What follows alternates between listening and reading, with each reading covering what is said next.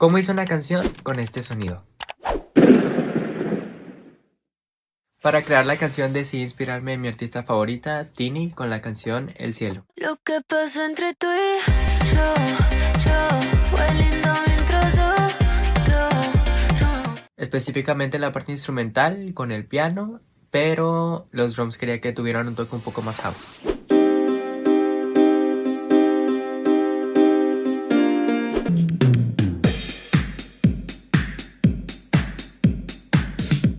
Para agregar el sonido del rayo, lo puse en la parte del puente porque justo quería que la canción creciera y así es como quedó.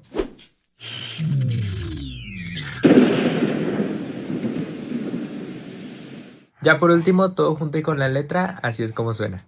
Amor genuino, el que me falta, el que se esconde tras mi ventana. Ya lo he pedido y no siento nada.